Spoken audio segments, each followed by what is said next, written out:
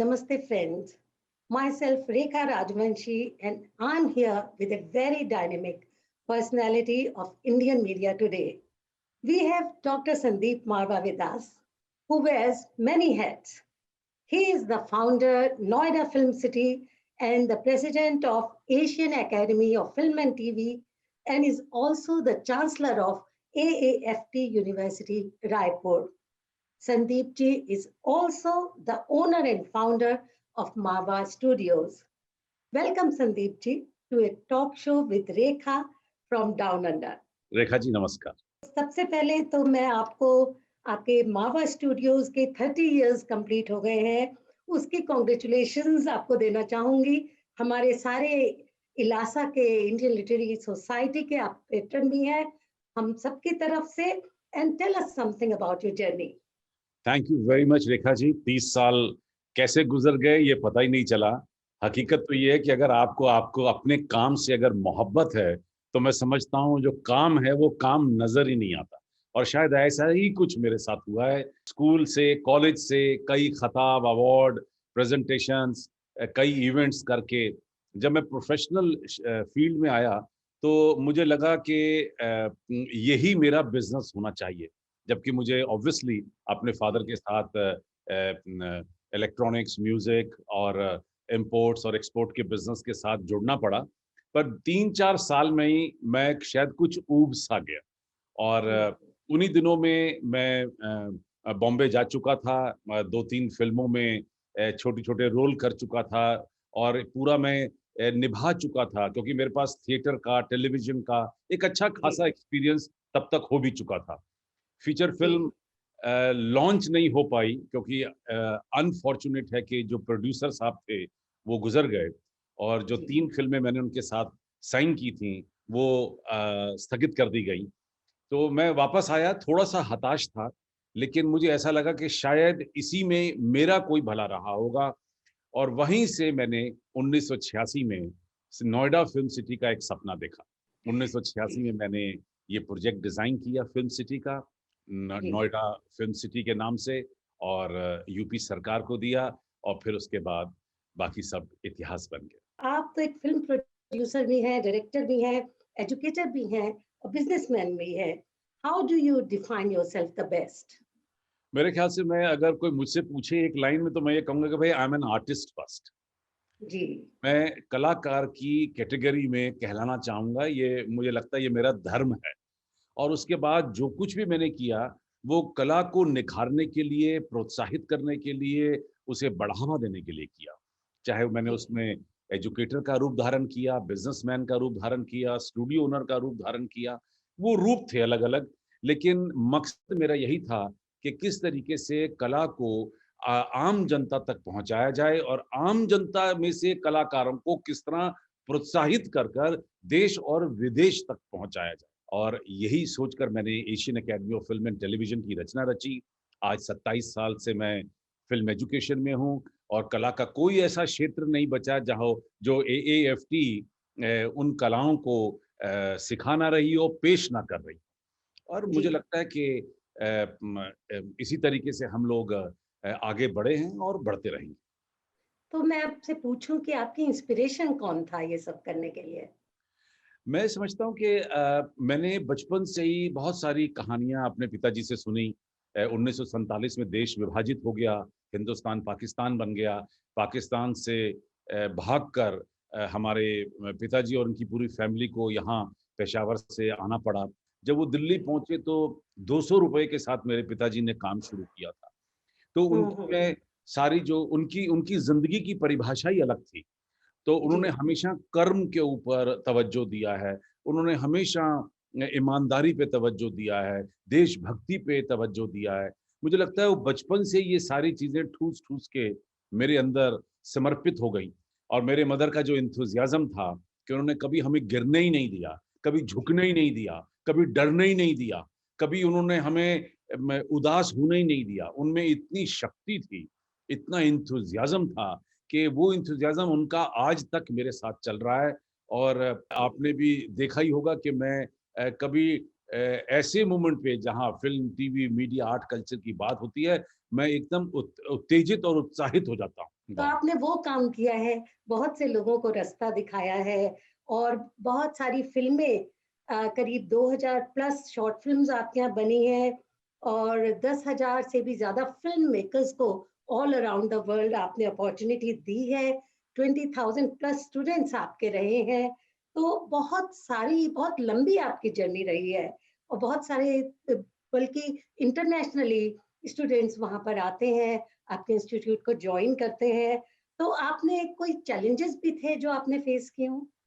नहीं, बिल्कुल चैलेंज था। आपने तो मुझे बहुत सारी बातें याद दिला दी। जब मैंने फ़िल्म स्कूल शुरू किया था तो मैं कभी भी नहीं चाहता था, क्योंकि ये मेरा मुद्दा रहा है, love, peace and unity through art and culture. ये मेरा मुद्दा रहा है हमेशा, और मैं कभी भी नहीं चाहता था कि कला के क्षेत्र में कोई भेदभाव या कोई जाति या कोई धर्म का दखल हो।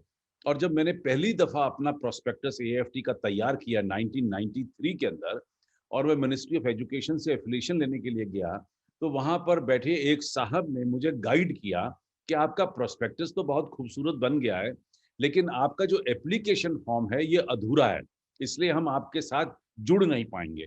तो मैंने कहा, क्या अधूरा, मुझे बताइए? उन्होंने कहा, देखिए, इसमें आप स्टूडेंट से ना तो उसका धर्म पूछ रहे हैं और ना ही आप उससे उसकी जात पूछ रहे हैं। आप किसी भी संस्थान या संस्था में चले जाइए, ये पूछना बहुत ज़रूरी होता है। तो मैंने कहा, साहब, मैं हाथ जोड़ता हूँ, मुझे आपकी एफ़िलिएशन एसोसिएशन नहीं चाहिए, क्योंकि ये मैं अपनी एप्लीकेशन में नहीं डालूँगा। और आज मुझे 27 साल हो गए हैं, मैंने अपनी एप्लीकेशन फ़ॉर्म में ना तो कभी किसी स्टूडेंट से उसकी जात पूछी है और ना ही कभी उसका धर्म पूछा है। और ये मैं बड़े खुशी से आपको कह सकता हूँ कि करीब 7 सालों के बाद करीब जी, 2000 में मुझे नेशनल अवार्ड से सम्मानित किया गया था फॉर वाह! National integration. तो वाह! वही जो मेरे दुःख का कारण बन सकता था, वो ही मेरे सुख का कारण बना, क्योंकि अगर आपकी नीयत साफ है, अगर आपकी उम्मीदें सही हैं और आपके कर्म सीधी राह पर हैं, तो आपको कोई हरा नहीं सकता, ये मेरा मानना है। ये बताइए कोई यादगार लम्हा जो आप हम सबसे बाँटना चाहें? यादगार की बात करता हूँ तो फर्स्ट बैच से आज 107वां बैच खत्म हुआ है। वहाँ तक बात याद आ रही है, और हमारा Asian school of media studies के आज हम लोग 13-14 साल उसके पूरे कर चुके हैं। तो कहने का मतलब है कि करीब 4,500 टेलीविज़न प्रोग्राम हम लोग बना चुके हैं। कितनी सारी यादें जुड़ी हुई हैं। वो लोग जो मारवा स्टूडियो के दरवाजे से अंदर आते हुए काँपते थे, आज वो सुपरस्टार बन चुके हैं, और और बेहतरीन कमाई कर रहे हैं। दोनों जी। हाथ भर-भर के परमात्मा ने उन्हें दिया है। ये मेरी सबसे ज़्यादा खुशी की बात है।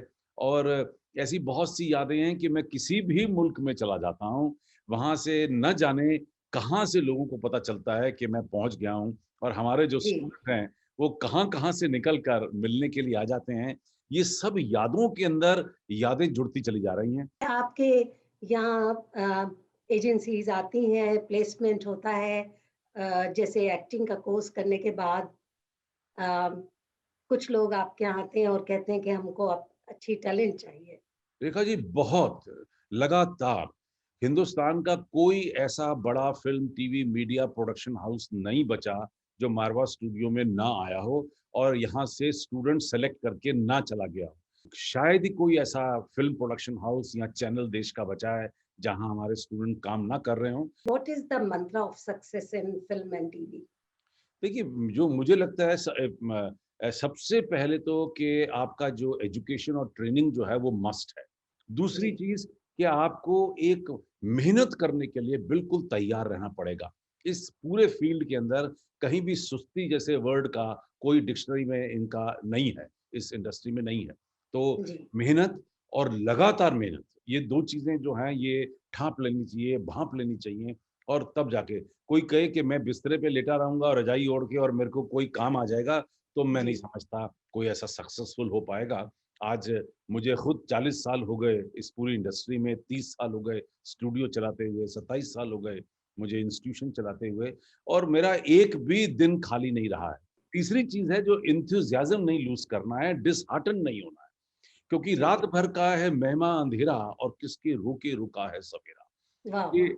अगर अगर आप मेहनत करते रहेंगे, आपकी ईमानदारी पे लोगों की नज़र पड़ेगी और एक दिन आपको आप ही के मतलब की चीज़ समर्पित कर दी जाएगी, ये आप मान लीजिए, कम से कम इस इंडस्ट्री के अंदर तो ये यकीनन है। सोच बदलो, सितारे बदल जाएँगे, नज़र बदलो, नज़ारे बदल जाएँगे। अब कश्तियाँ बदलने की ज़रूरत नहीं, इरादे बदलो, किनारे बदल जाएँगे। So, koi any other message you would like to give Australian youth or forthcoming actors? नहीं, अब हम लोग बड़ी जल्दी 196 मुल्कों में नज़र आएँगे और हम लोग जितने हमारे फ़िल्म, टीवी, मीडिया, आर्ट और कल्चर के कोर्सेज़ हैं, चाहे वो फ़ैशन डिज़ाइन, चाहे वो और भी कलाओं से जुड़े हुए हैं, वो सभी लोग हम लोग इमीडिएटली जो है ऑनलाइन लाने वाले हैं क्योंकि मेरे पास चारों तरफ से डिमांड है। और पैंडेमिक ने लोगों को 2 चीज़ सिखा दी है। नंबर 1 कि आपको फ़िज़िकली इंडिया में एएफटी में आने की ज़रूरत नहीं है। विदेश जी, से आप कंप्यूटर पे बैठ के भी अच्छा कार्य सीख सकते हैं। तो मुझे लगा कि हमें भी पीछे नहीं रहना चाहिए और जल्द ही हम आपको एक बहुत बड़ा अंतर्राष्ट्रीय स्तर के ऊपर सेंटर लेकर आने वाले हैं। आप ऑस्ट्रेलिया में भी बैठकर एएफटी के कोर्सेज़ को बड़े सरल तरीके से समझ सकते हैं। बहुत अच्छा लगा आपसे आज बात करके और हम उम्मीद करते हैं कि आप ऑस्ट्रेलिया जल्दी आएँगे, आपसे मुलाकात होगी और हो सकता है कौन जाने आप एक इंस्टीट्यूट यहाँ भी बना दें।